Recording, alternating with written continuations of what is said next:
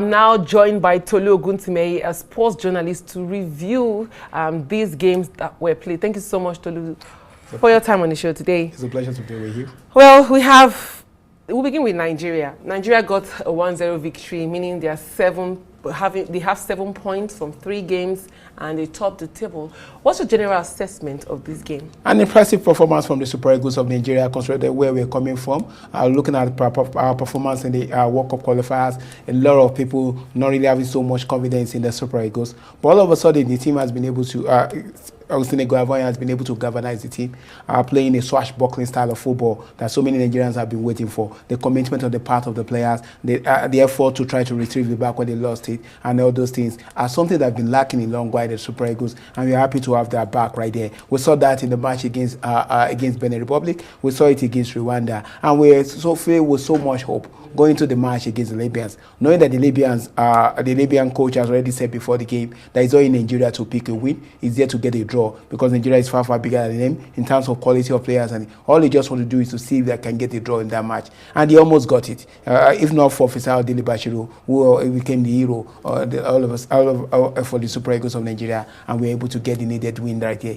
But it also leaves so much to take a critical look at, especially the formation adopted by the Super Eagles coach, talking about Augustine Eguavoen right there. I'm impressed with the way he set up the Super Eagles and the match against Benin Republic and also the match against Rwanda. You saw the Super Eagles creating numerous scoring chances. Even against Rwanda, that we did not score a goal, if not for the performance of the goalkeeper and also a poor decision on the part of referee. We should have won the match against Rwanda. But you see the numerous scoring chances that we created in that game against Rwanda. And we saw that against Benin Republic. But unfortunately, against Libya, that wasn't possible. And I also think it started with the formation we adopted, playing 2 defensive midfielders. And you ask yourself, why set up the Super Eagles in that formation when you already know that these Super Eagles want to be unleashed? These Super Eagles want to go all out. And the Libyans are there for the taking, but we failed to do that. Let me still put a stop for now.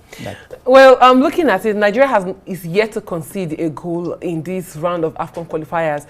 What does this mean for the, let's say, how compact the defense is at the moment? Because before now, even when Nigeria gets victories, they almost always concede goals. Remember when Nigeria had a 4-4 draw against Sierra Leone? Yeah. Having to struggle against Lesotho with the 3-2 win. Now, looking at how the setup is now, how will you rate the defense and the goalkeeping position? This reminds me so much of what we had at the last Nations Cup. We saw the compact Super Eagles defensively. We were not conceding any cheeky goals, and we saw the transformation of that also going into these qualifiers right there. But one thing that has been able to, that I can really pick from the Super Eagles, is the compactness and the competitive spirit on the part of the players, the commitment level. There are a lot of people. That's why at times when people come to the bus and say the Super Eagles are not committed, I just ask myself, people left wherever they are staying abroad to come down to Africa, to Nigeria, to be part, and you say they are not committed. That's not true. It all boils down to what the technical crew is putting in, how you set up the players. That determines how the performance will turn out to be. All of a sudden, the same Super Eagles players that we're complaining about are playing swashbuckling style of football that a lot of people are happy about. A lot of people have been wanting this kind of performance from the Super Eagles in a long while, and all of a sudden we are getting it. So it's always boiled down to set up the formation, and we saw that against Rwanda, we saw that against Benin Republic, and I think that defensively the Eagles seems more solid,